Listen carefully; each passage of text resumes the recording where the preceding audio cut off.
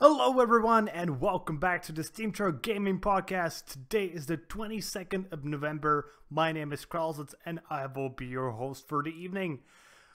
Sadly, it's back and we cannot talk about it. Well, we cannot not talk about it. EA, Battlefront 2, loot boxes. It's back here, but we at least have one more topic to talk about, and that is Valve, Steam, and review bombing. And we will begin with that because honestly I really don't want to talk about EA anymore, but how can I not? It's just too big of a thing. Seriously, I just wish I didn't have to talk about it anymore. And I know I keep bringing it up every day that I don't want to talk about it, but seriously guys, it's just too important and I do have to talk about it. But again, let's start with Valve. And it is not so long that Valve introduced a histogram to their reviews, so you can actually see how well games are faring, not only in terms of overall reviews, but also in recent reviews and past reviews. So essentially you can see at what point in the game cycle it had good reviews and at what point of the cycle it had bad reviews. And Valve has decided to take a bit more improvements onto that system because review bombing has been, well, quite a problem for Steam in the past. Actually, I think since No Man's Sky. No Man's Sky was really the first big game that suffered through this with review bombing. And I gotta say, it actually suffered through it rightfully. Righteously? You know, just it was right. Because the game promised things that just weren't inside the game, and that was bad. I don't think anybody is really complaining that that happened. On the other hand, the fact that over time the game improved significantly should also be taken into consideration when you're buying the game right now. And the histogram Valve introduced, I think it's about 2 months ago, is actually something that allows that to happen, because now you can see that, yeah, in the past the game had tons and tons of negative reviews, but the ones that are more recent tend to be more towards the positive. And yeah, it was just a good thing. Was one of the things I praised Valve for. And right now, Valve is actually getting into a bit more improvements when it comes to the actual reviews. So right now, let's say the game has about 80% of the reviews are considered negative, about 20% are considered positive. That means you will be shown about 8 negative reviews and 2 negative reviews on the main screen. What will happen, I'm not sure from exactly when, but in the short future, is the fact that if the game had bad reviews in the past, like tons and tons of bad reviews, let's again use No Man's Sky as an example, then yeah, the number of negative reviews would be heavily slanted towards that number. Right now, what will happen is the fact that it will take only the recent reviews into consideration. We don't exactly know what exactly does recent mean. Does it mean 1 month? Does it mean 2 months? Does it mean 1 week? Does it mean just today? I doubt it means just today. Probably means something along the 3 months would be my personal guess. But if a game manages to pick up the shoes it didn't fill and become better, then it will also be reflected. And again, that's a very good move on the side of Valve. And I'm very glad that Valve is taking the time to fix these essentially non-issues from their point of view, because it doesn't reduce the amount of revenue they make. It doesn't reduce the amount of games they sell altogether, in my opinion. What does it do is help developers that actually try and improve their games. Because often if a game just got review bombed, it would just forever be dead. Because the reviews would just sit there and show the game is predominantly being reviewed as bad.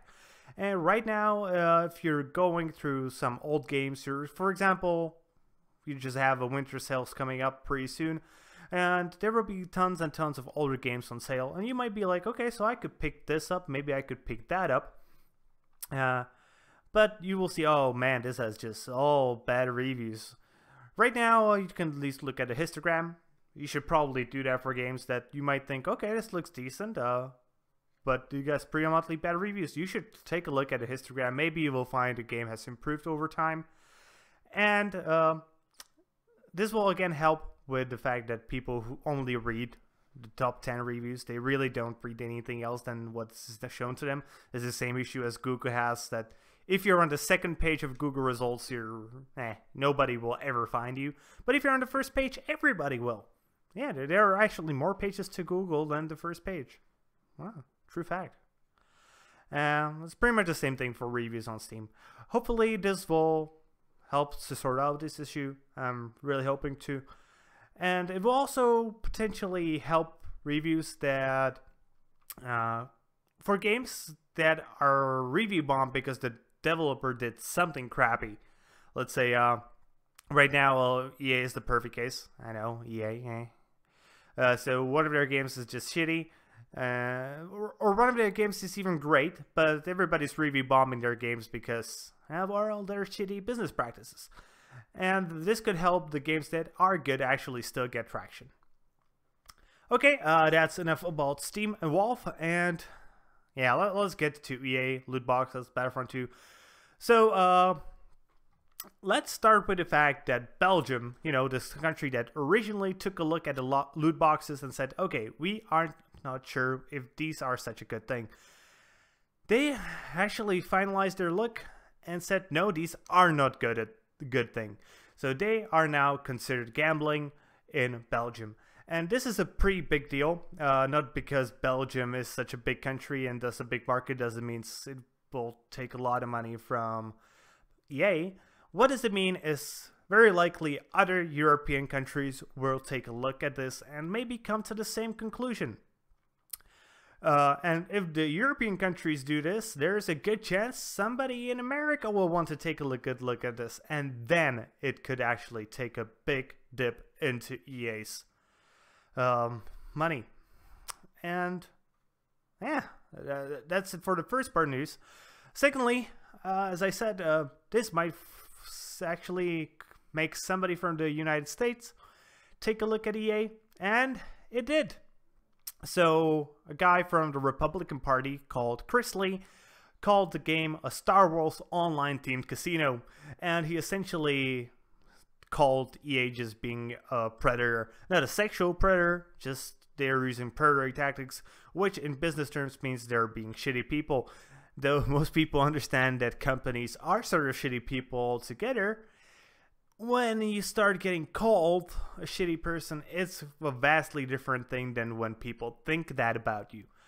So right now, it doesn't really mean anything in terms of the legal side of things in the US, but it shows that there are people taking a look at it and being interested in it and potentially maybe wanting to pass future legislation that would affect EA's earnings. The third part of this news is the fact that now the loot boxes are investigated even on Hawaii.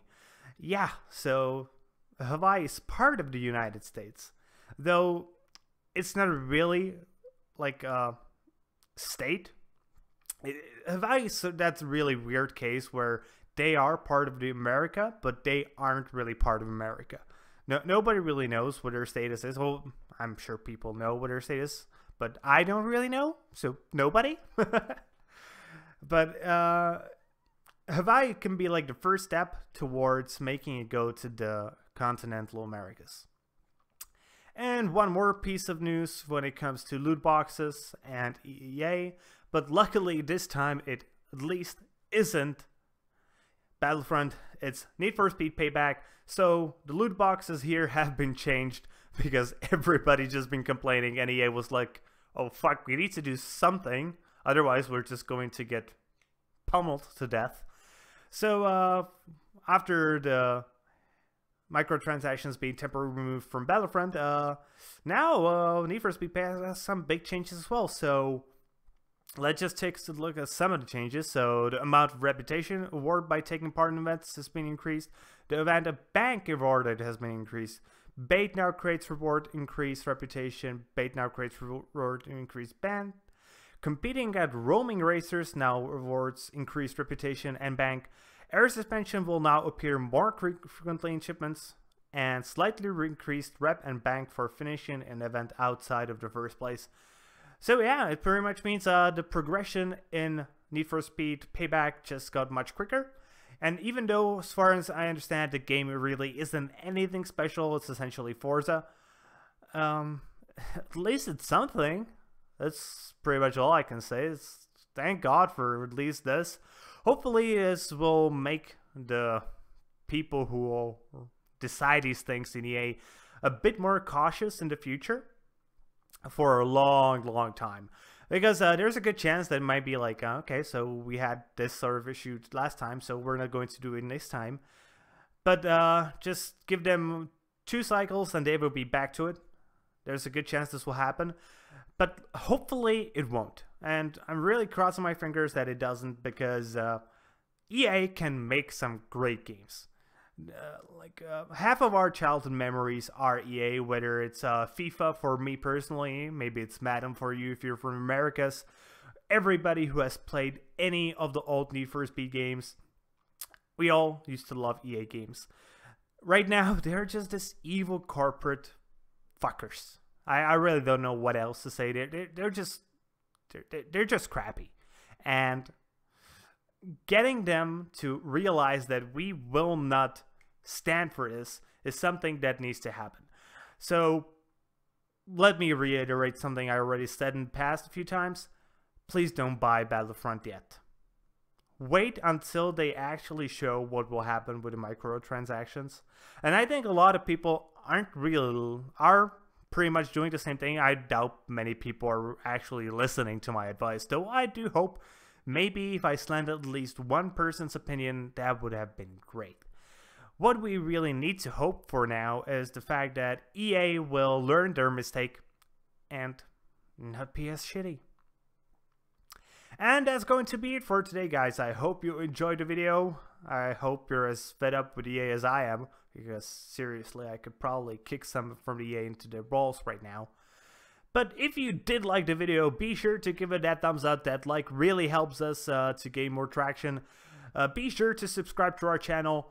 And if you're watching this on Steam, be sure to give us an upvote. And be sure to follow our blog. And in both cases, be sure to leave a comment, because we are really interested into your opinions.